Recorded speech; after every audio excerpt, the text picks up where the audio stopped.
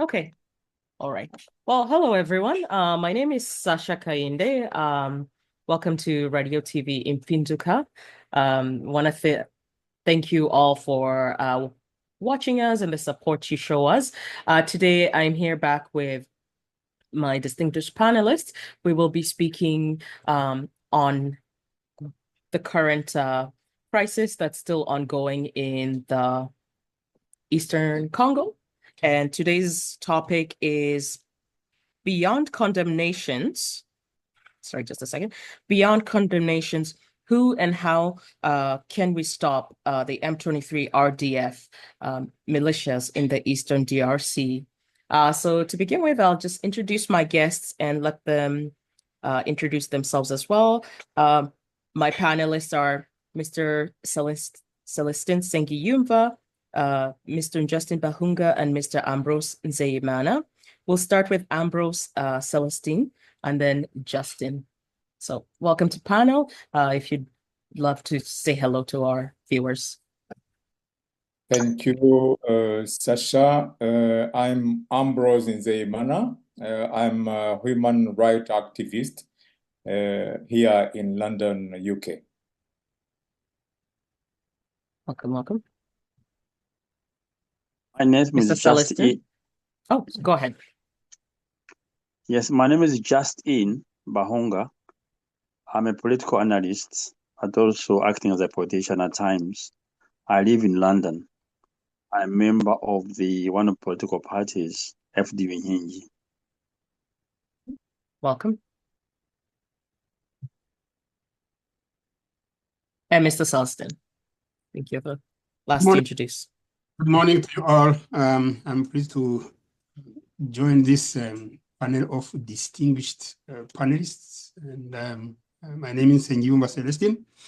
I live in Buffalo, New York, and I'm delighted to be part of this discussion about the current crisis in Eastern Congo and in the greater African Great Lakes area.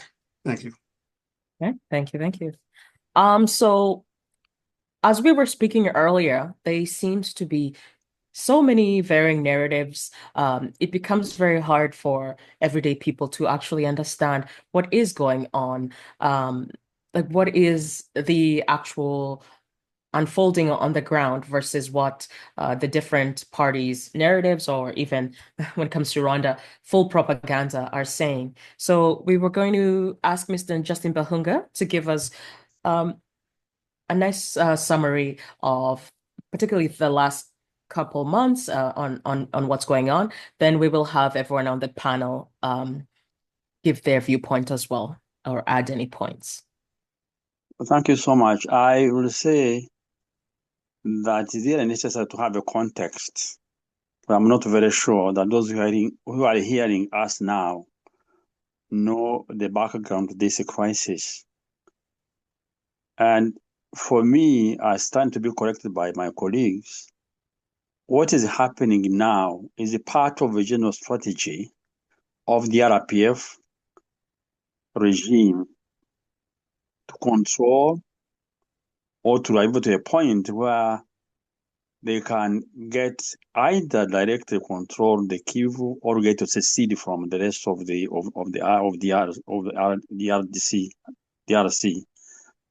And what you are seeing is one episode which started in 1996 when Rwanda, using Kabila as a frontman, formed a group to go and remove Mobutu. And when he tried to resist, then he was assassinated with the war of 1998, where we had Uganda and Rwanda, the Burundi forces, joining hands to remove Kabila. And this is when he called armies from SADC to come and support him, and came to what was called the First African World War.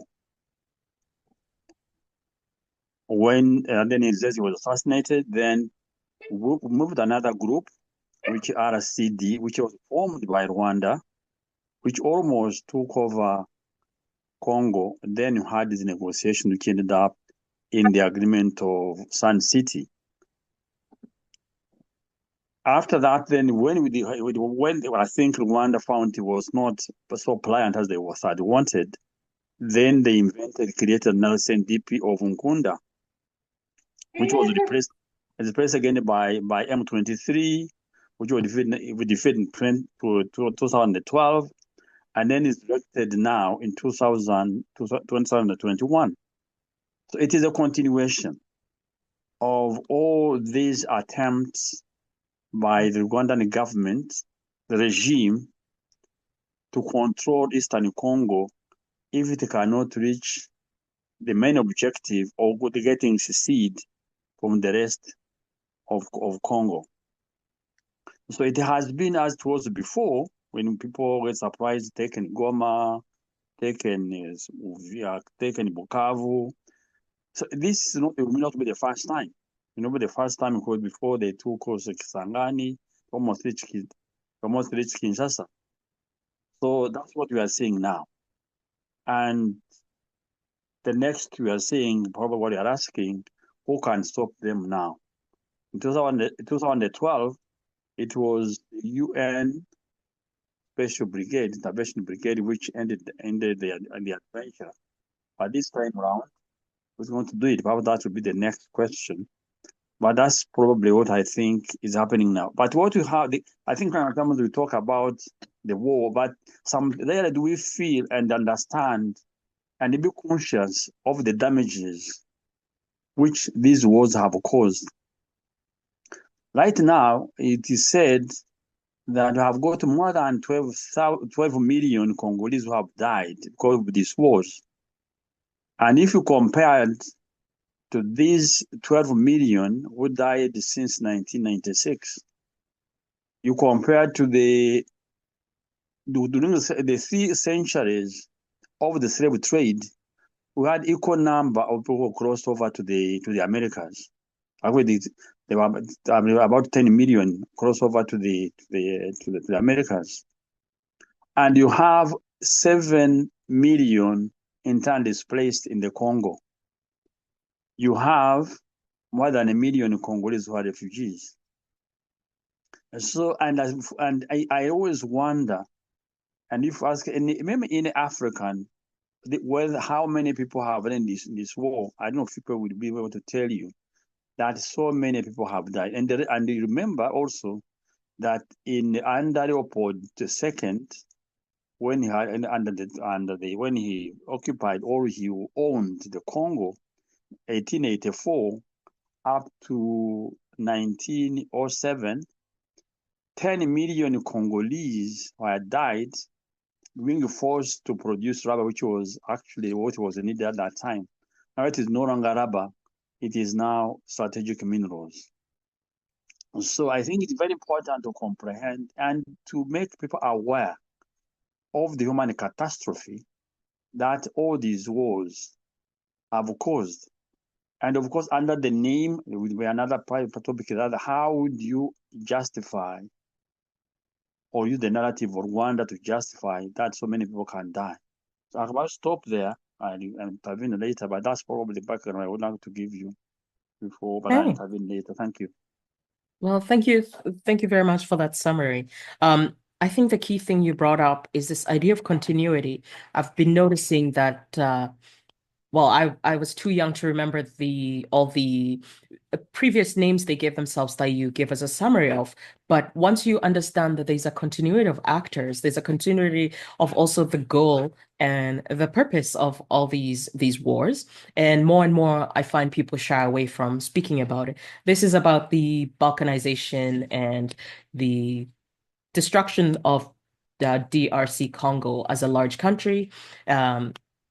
And we all know that the balkanization is not for Africans, but for the benefit of Western powers and corporations. So we'll get Mr. Ambrose next. If you have any thoughts you'd like to add from what Mr. Bahunga just shared with us.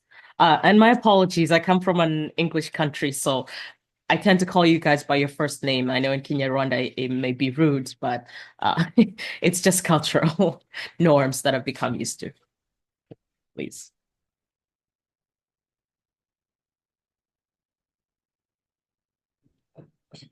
Yeah. I would like to come back to that idea you brought up about the Balkanization of Africa. In fact, that's what I wanted to add also to the narrative around that background.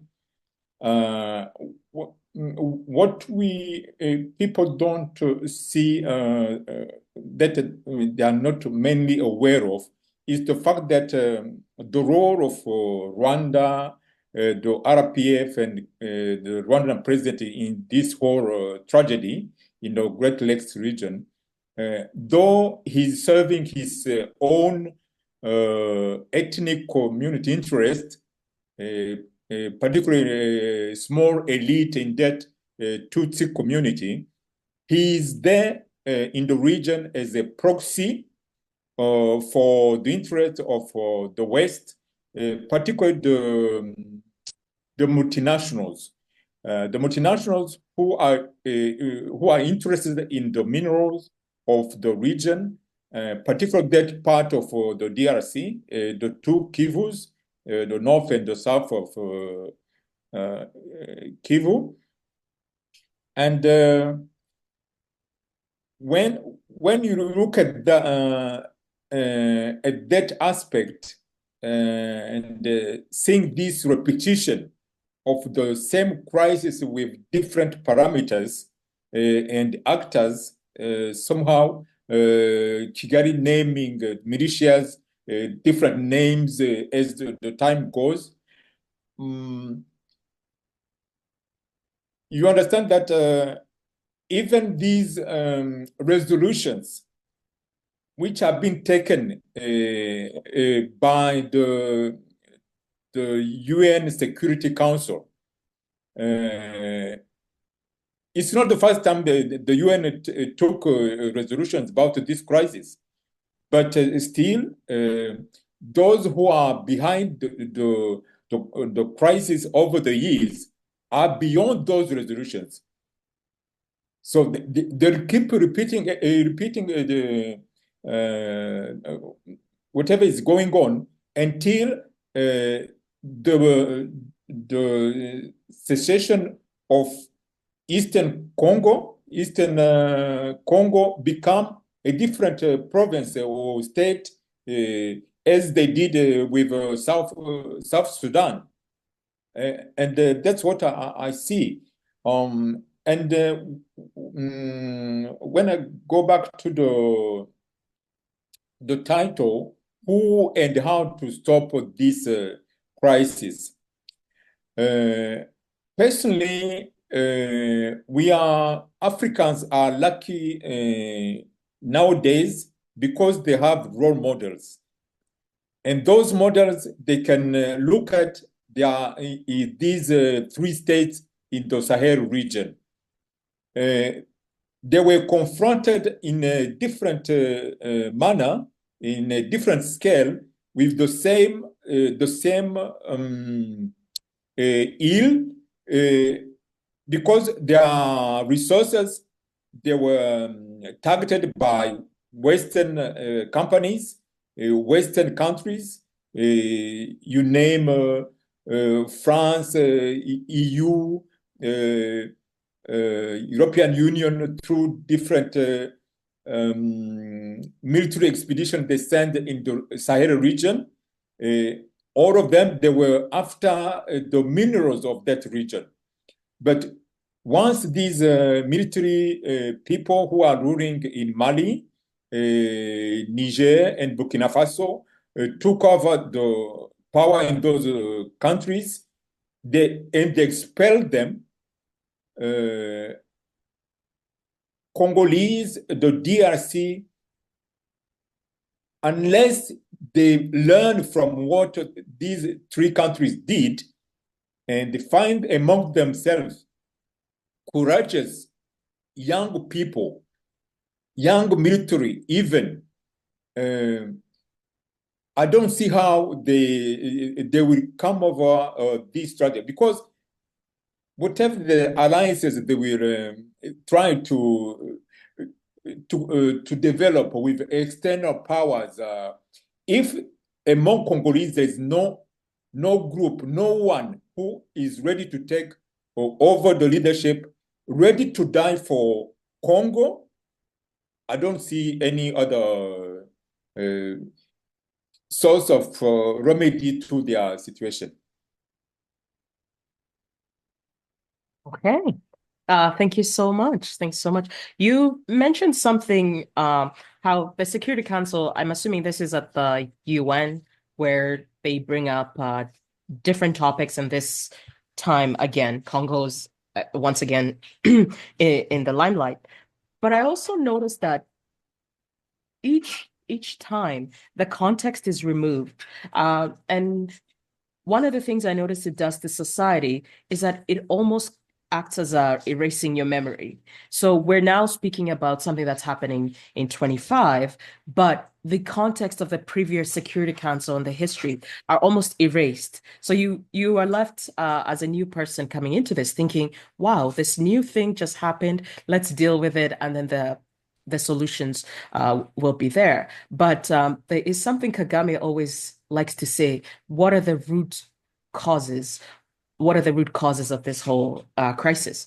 And this constant erasing context is so powerful. And so thank you for always kind of when I speak to people younger than me, they're always asking, why do you always go back to dates? What is this like? Why are you forcing us to go back to a historical context? But without that historical context, it's very easy to miss that has been a very, very long proxy war. Again, with our goal of balkanization. So next we will invite Mr. Celestin to give us his viewpoint and any analysis of this topic.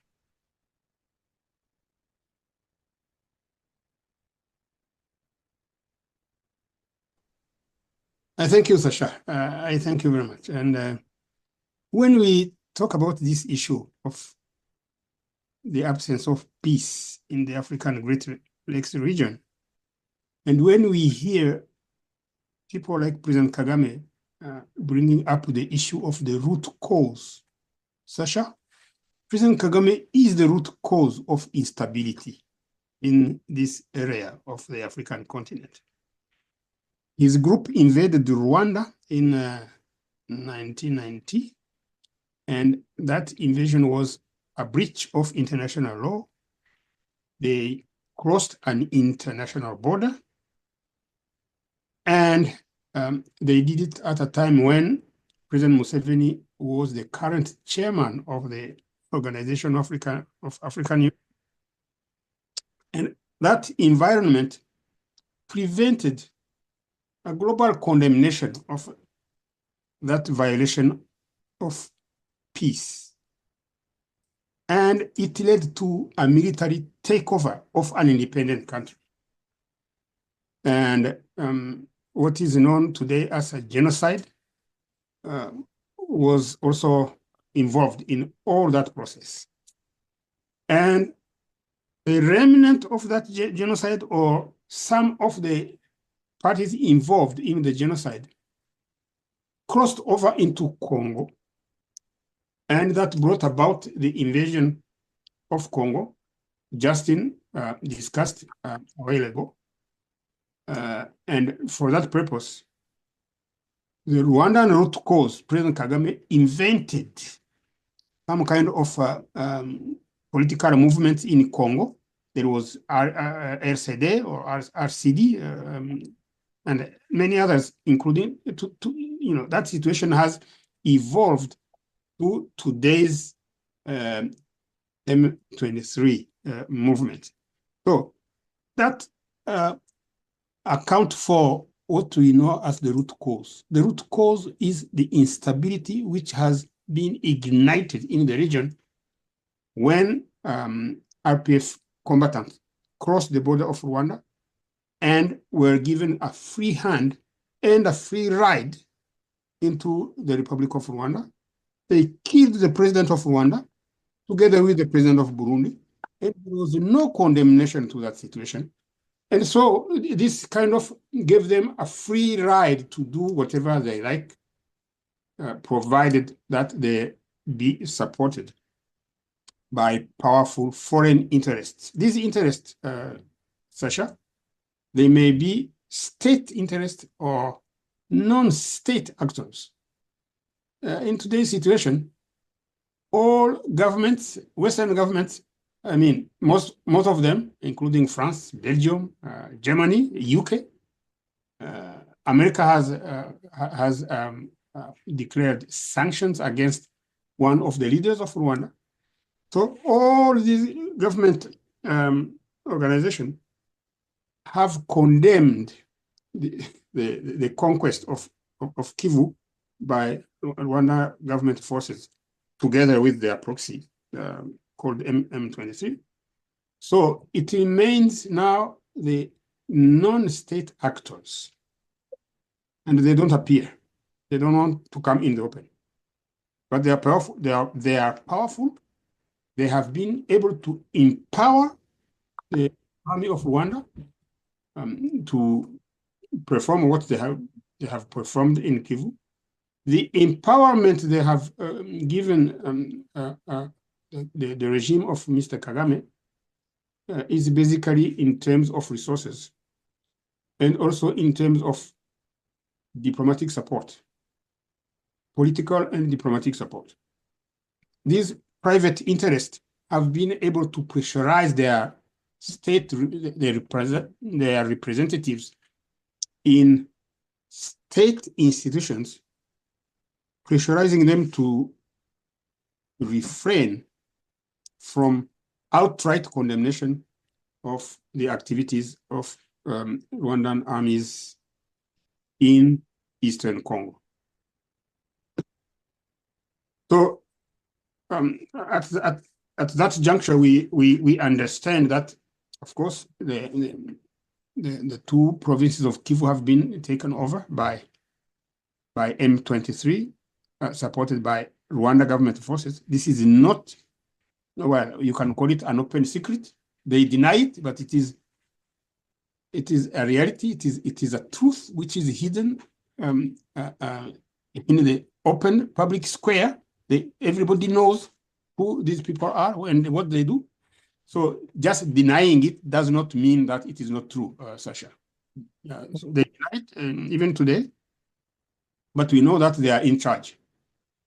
How do we know it? We know that I was going to say all across the world, we're seeing a private public partnership where a lot of governments are using their private sector to go against for international law, essentially. And so with the Congo thing, it's quite complicated because even if we can get all the state actors, like you say, if we're not able to challenge, let's say, Apple, these really big names, to also be accountable to this, are we even beginning the fight at all? So that was just an interesting point that I found you brought up. Yes, Sasha, there are ways to escape accountability. You see, these international non-state actors, they can change names. You accuse Apple, and then they get another name. They can. So it is not like state actors cannot change the Kingdom of Belgium. It is going to be always the Kingdom of Belgium. But Apple, Siemens, Lonro, Glencore, these non-state actors can change names and continue to escape accountability. But today it is encouraging, Sasha, that yesterday the chief prosecutor of the International Criminal Court was in Kinshasa, and he announced that, I'm quoting him, that enough is enough. He wants everybody who has been committing these heinous crimes to be brought before judges, to answer for their crimes, because these crimes are horrendous. They are, as Justin pointed it out, they are continuous since over 100 years. The people of Congo has suffered a martyr treatment since the advent of colonization. And this issue of balkanization, or whatever name you want to give it, it needs to be stopped. And the only way to stop it, Sasha, would be to implement, in the absence of a military conquest to crush them, a military operation to crush these rebels and the Rwanda government forces. I think a battery of sanctions could bring these conquering marauders, could bring them to their knees. Because they're no longer functioning in law. They're now functioning in profits and pure capital and pure looting. So unless we're able to meet them there, it's clearly shown that the Congolese army is strong, but it needs to be a two-tiered approach. I think the next speaker we were going to have is Mr. Justin Bahunga, if of course, Celestine, if you didn't have any other points to add. I just wanted to add that when you say that Congolese army, well, this army has been running away from engagement with the rebels. The army does not have, it is not being led by professional officers. Congo has been independent for over 60 years. The reason why Congo doesn't have an army is that the Congo has been always sabotaged. It has been. Okay, you can go. Mr. Justin Bahunga, are you still there? Not yet. Oh, okay. Hello, everyone. Sorry about that again. We're just having some technical issues. Again, it's me, Sasha. We're here to speak on the ongoing crisis in Eastern Congo. We had just been speaking about RDF M23 and how they're able to remain so stubborn and arrogant despite international condemnations. And also, I believe part two, before if Mr. Justin Bahunga is not here with us, we were going to start diving deep on these sanctions.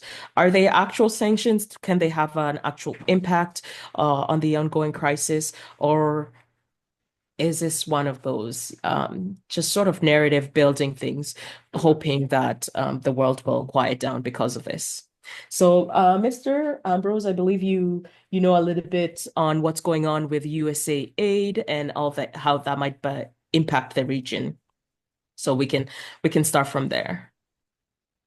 Yeah. Before we go to the US aid, I would like to add a recent development about the crisis in DRC.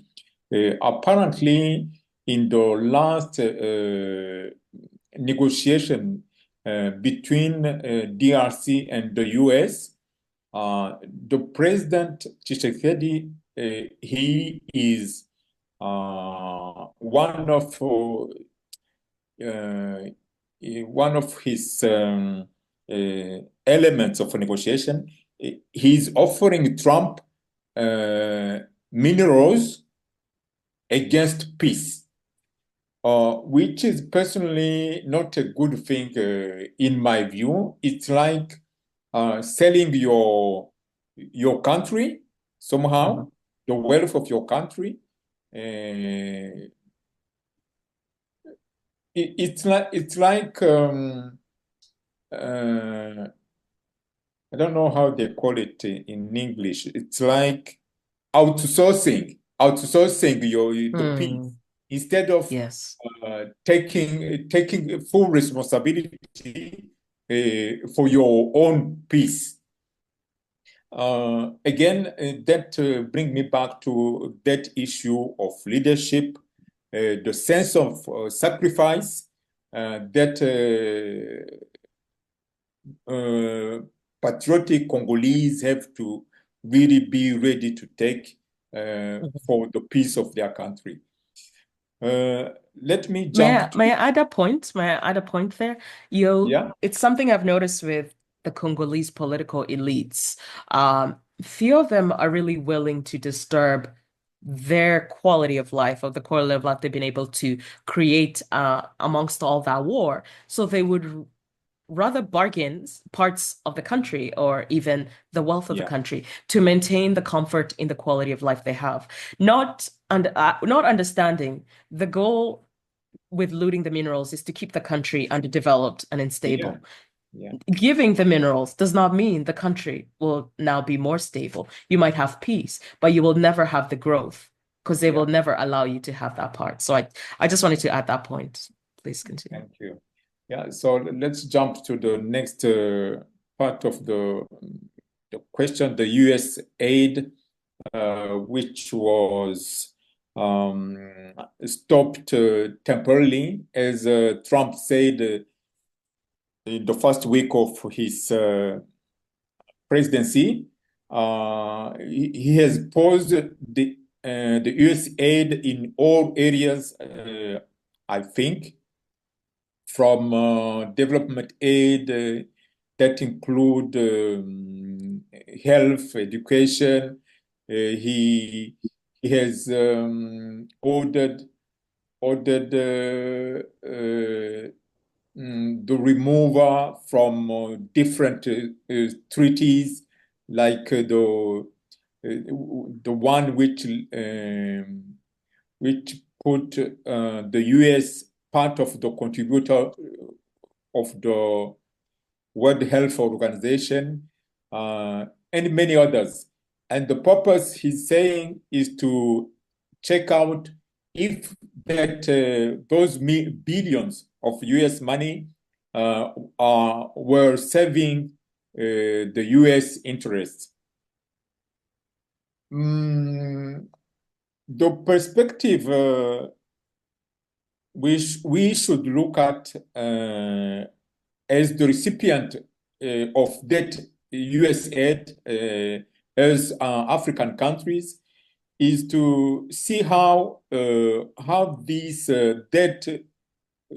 those executive orders of suspending aid could help African countries to do what they have missed out, lacked doing for decades, which means to become self-reliant in many areas of their development. And again, I go back to the Sahel region, and I have several examples which show that Africa can self-develop.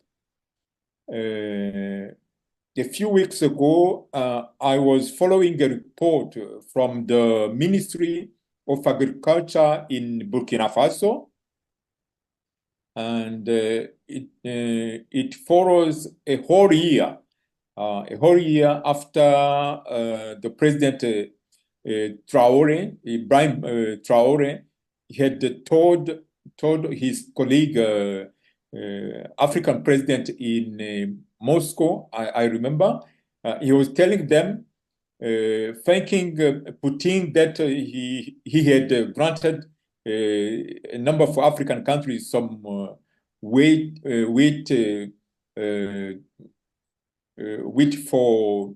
to support them because of the war in Ukraine had disturbed the flow of wheat because Ukraine was from where most of wheat arriving in Africa was coming from. So Ibrahim Traore at that time told his colleague that despite Putin giving them that aid, they shouldn't continue going around the world begging, because they have the land, the manpower to grow whatever they need in terms of food. And back in Burkina Faso, he started a program of becoming self-reliant, particularly in producing wheat. the report at the end of 2024 from his Ministry of Agriculture was that they have exceeded what they planned to achieve, and they have inaugurated their first meal factory, which is aiming to start even exporting this end of this year to neighboring countries. So he's aiming to produce enough for his people and export into whole region, meaning Trump stopping aid, it could be really a big incentive for African countries to become self-reliant in many areas. Let me maybe I should stop Yeah, here. that is very, very true because I found that so many of these aid programs were things that the government themselves need to actually invest in. There is no reason why you should be getting exterior aid about healthcare when you have when you can educate and create your own healthcare workers. So I find that the Sahel has been such a great, it's so inspiring to watch such young leaders not actually just speak, but their actions. I saw a video of high-tech farming equipment being brought into the country. And this high-tech farming, maybe it's in the millions, but to have a leader who understands how that will impact his people, how that will change not just their ability to feed themselves, but the dignity and the sovereignty that comes with that ability. It's just incredible. And I hope whatever's happening in the Sahel spreads across the continent. Mr. Bahunga, I see we are back with us. We had not Yes, given you a chance to give a comment. So if you want to give your comments, wrapping up what we'd spoken about, why M23 is still so stubborn, and your thoughts exactly. on the aid send. No, thank you very much indeed. I thought really you hadn't talked, given due consideration to the issue. One, I think we underestimate the what the difficulties that the Congo's government is meeting, and also the effort they are making. Because as far as I follow them, I think there's three or four areas where they're working on. I think they have identified the problem, the weaknesses of Paul Kagame, which is his strength was diplomacy, it was economy, and it was also military power, military force. And we can agree, all of us, that at the diplomatic level, they have been extremely well. And when you hear even the comments of the Rwanda government, I had one saying, whenever you go for any conference, even if it is about water and electricity, they start by saying this Rwanda is a problem.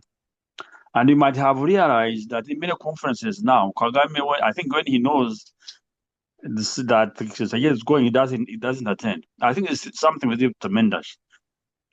Number two, in terms of on the legal aspect, which I think Celestine touched with the prosecutor of the ICC, he was very categorical with this when he reached Kinshasa.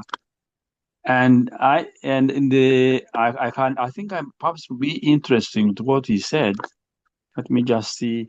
It will be very interesting to hear what he said. He said, this is a moment where we will see if international humanitarian law can withstand demands that the people of the Democratic Republic of Congo insist upon with equal application of the law. Adding, the people of the DRC are as precious as the people of Ukraine, the people of Israel or Palestine, girls or women of Afghanistan.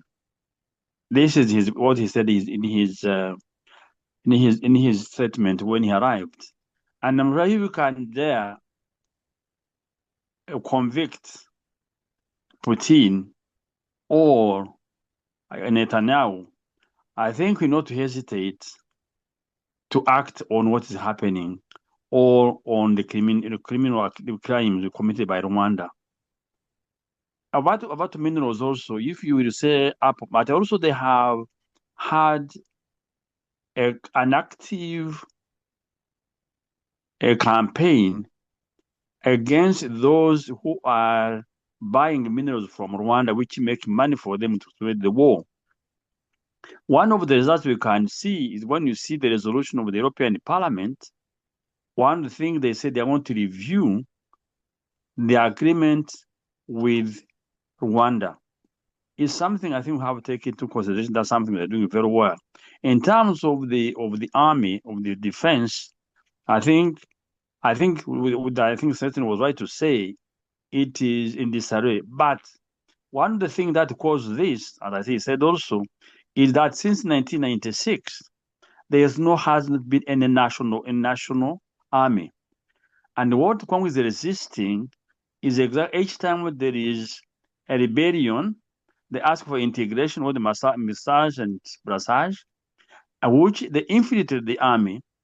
And that's how these guys who make rebellion in the East, these are the guys who are in the army who have been integrated. And that's why he's resisting. So, what I know also that they are quite aware, I was listening to one of the ministers, that they know that the security of Congo is to have a national army strong enough that anyone who's threatened Congo will know or be conscious that they can be in his capital in the next 48 hours. But then I can go to the next one. What is it? I want to listen now. I can't see there's a difference. There's a difference in these resolutions. If you see the words, or we're talking about different governments, especially the UK and the US, which have been shielding or protecting the Rwandan government, then you can say something is changing. Contrary to the African who are members of the Security Council now, the three, Sierra Leone, Algeria, and Somalia, they have been the ones who have been resisting in the resolution to say that Rwanda is the perpetrator, is the one supporting the M23.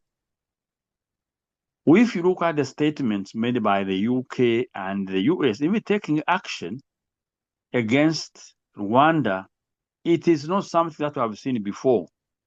We remember that the report, what they call Jason report of 1994, saying that 45,000 people have been killed by the RPF.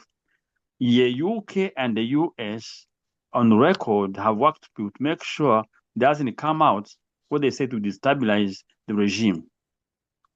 The killing of Kibeho massacres, 1994-95 in April, again, it was covered because they thought it would destabilize this regime.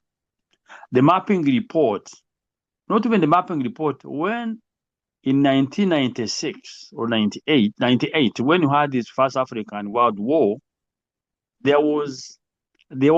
Congo wanted to write to complain at the UN level to call Rwanda aggressor.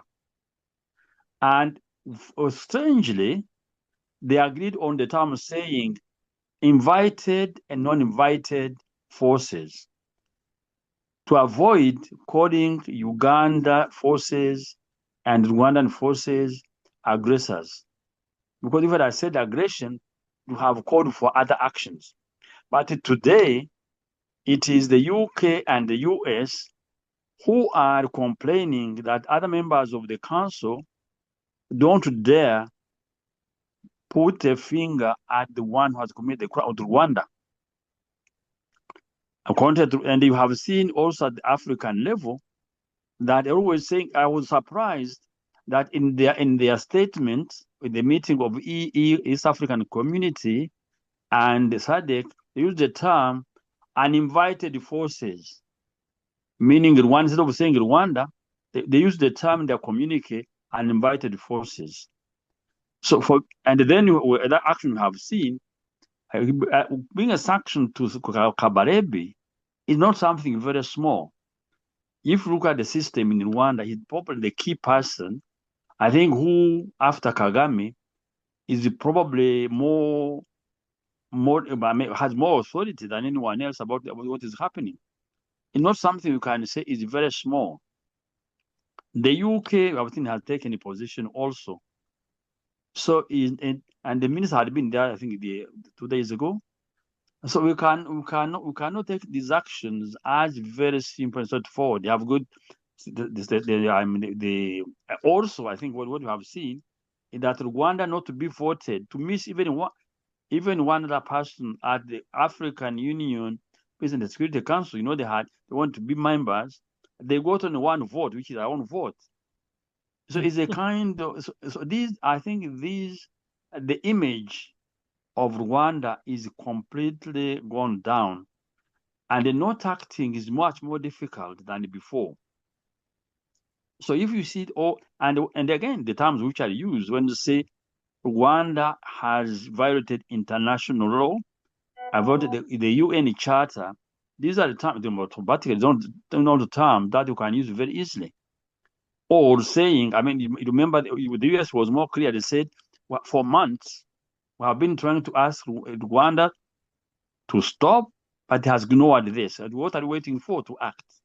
And actually, one of the head of the Foreign Relations Committee said, if Biden administration had been tough enough, the world would not be what it is now. So, in my view, the definite change of attitude, and that's why I think it is good that they say in politics, there's no permanent friend, there's not a permanent enemy. I think Rwanda becoming an embarrassment to those who were supporting it before. And I suspect, and if we were in their place, I will change course. And as I said before, this is not the first time that there have been Goma have been Baran, Bukavu have been Baran, Kisangani. But in my view, that Kagame is not in the good books, and he's not going he's not in his best shoes. Thank you. Thank you. You mentioned about double standards, but you also mentioned about Sierra Leone. I don't know if I have the country right, but it reminds me of Charles Taylor, how you can be used and used and used, and at some point, once you're no longer useful, you will be removed. And I think Rwanda's propaganda, particularly their media sphere, they did such a good job that I believe they also started believing their own propaganda in how they're seen, how they stand. It's been very encouraging seeing other Africans finally saying things like, "Oh, I had no idea this man was actually like this." He's created this image of Pan-Africanism somehow, which it doesn't make sense, but now it's crumbling and more people really see the naked aggression from Kagame and the Rwandan regime. So it will be very interesting to see if there is a regime change attempt for him after sanctions and after all of this. Yeah. But Mr. can perhaps add something? We talked about Taylor. Yeah, I think go ahead.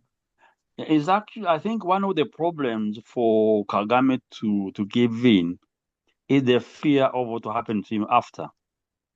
As you remember, Taylor was tried for having supported a group in Sierra Leone which committed crimes.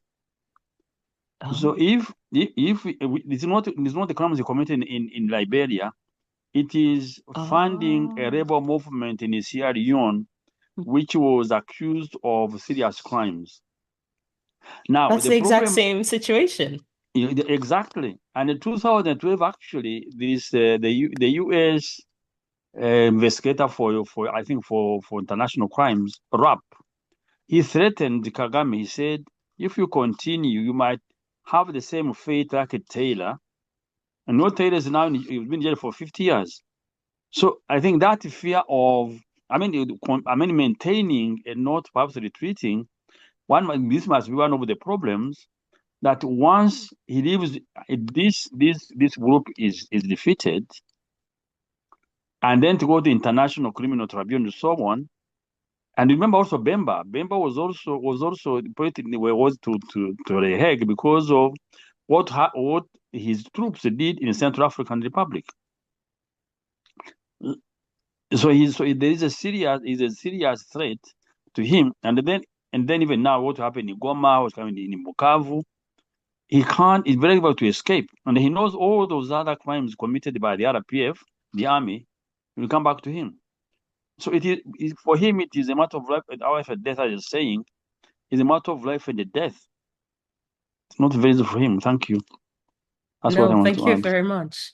So I was thinking we could begin sort of wrapping up or give everyone kind of giving their closing statements, really focusing on the sanctions and yes, the sanctions are on Kabarebe, but as we all know, General Kabarebe, the political class of Rwanda is so intermingled, particularly how money moves that this will not just impact him or his direct family. So in your closing stations, I'm just very curious, do you think this economic pressure will have any effect to actual Rwanda? And will it have any effect to Congolese being able to fight against RDF M23 better? So we can start, I believe, with Ambrose, then we'll go up to Celestine, and we'll finish off with Mr. Bahunga. Okay, thank you, Sasha. In closing,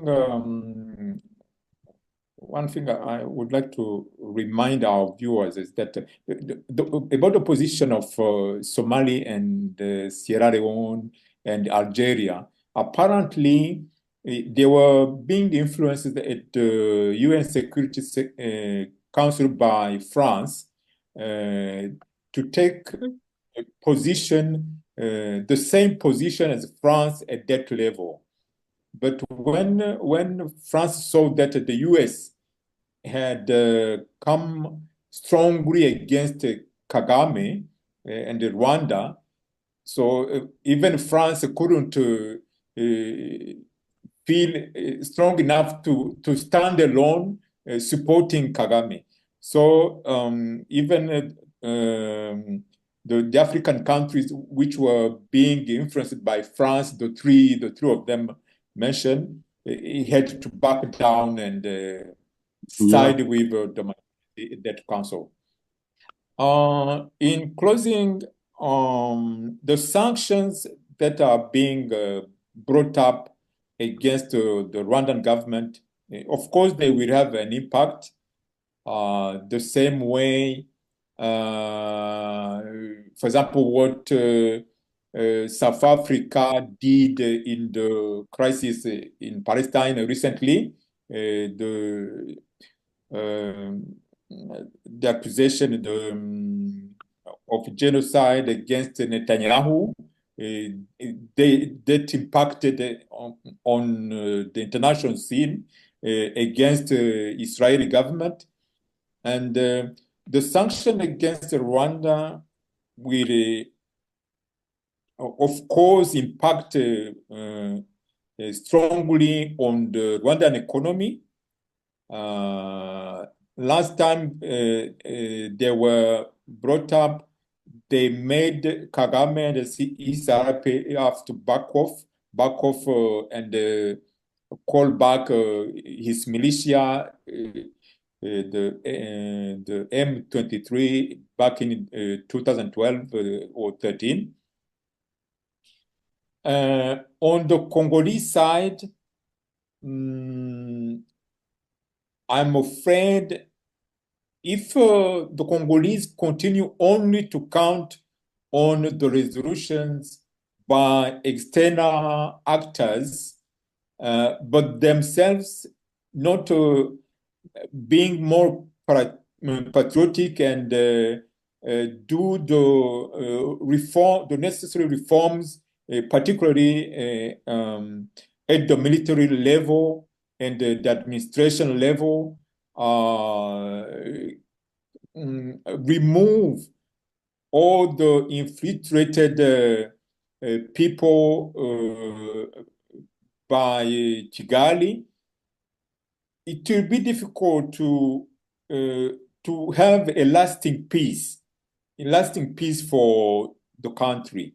That's where I would end my last intervention, saying that it's up to the Congolese really to change the way they handle the whole tragedy which has engulfed their country. Yes, thank you very much. Nationalism, a healthy amount of nationalism, I think, is needed. And I still see sometimes online this differentiation between the West and East, in people from Congo, where some people still seem to have this idea it's happening over there.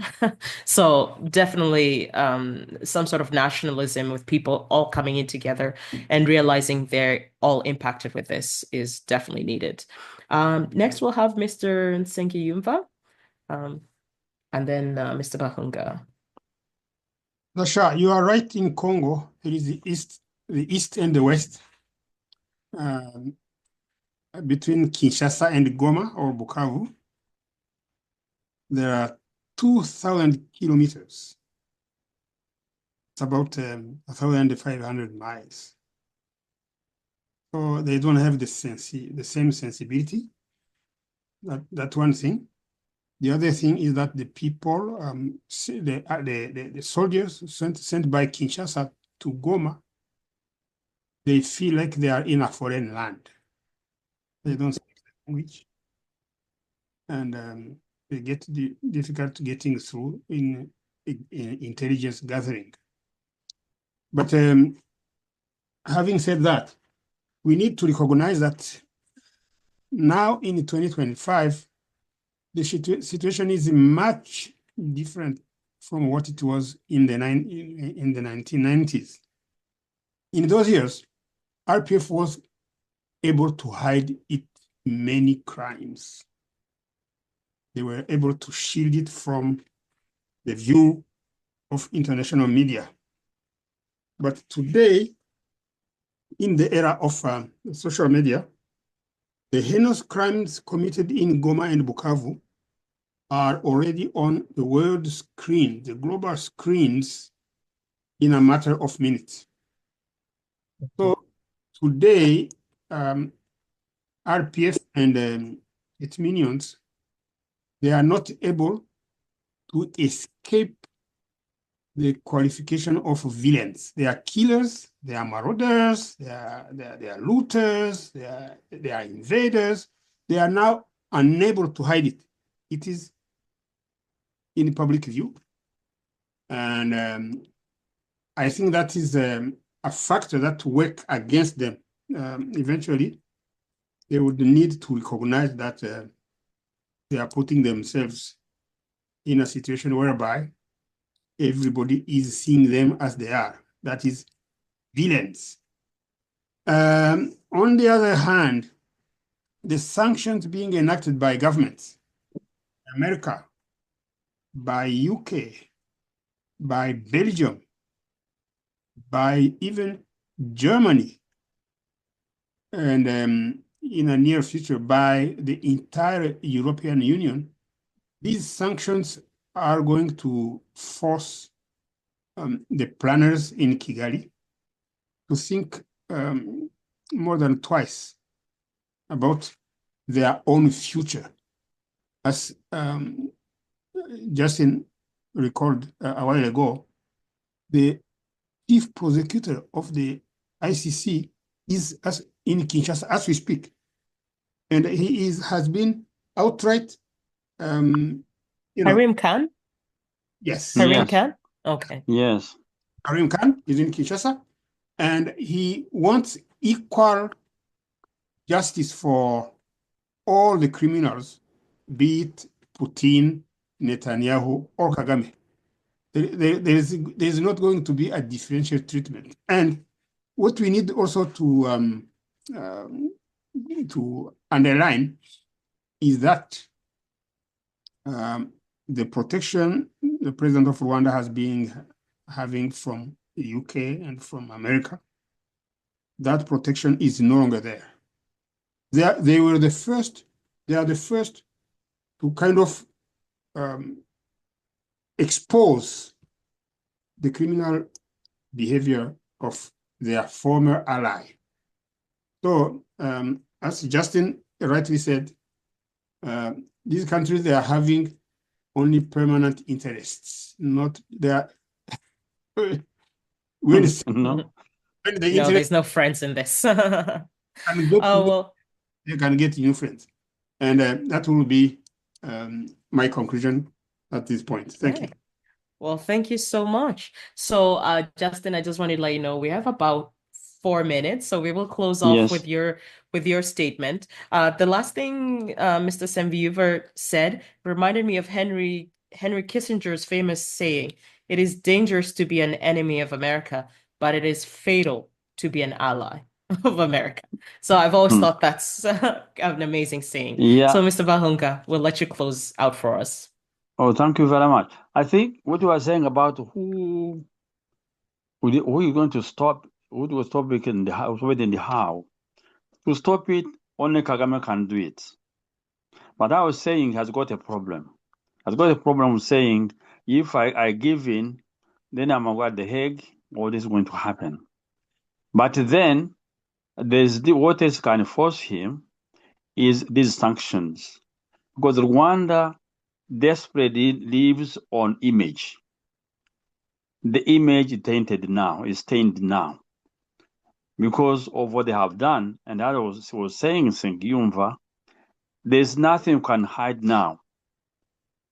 And the world is outraged. And you know, these Western countries, the politicians might have a point, but when it comes to public knowledge, they rarely resist.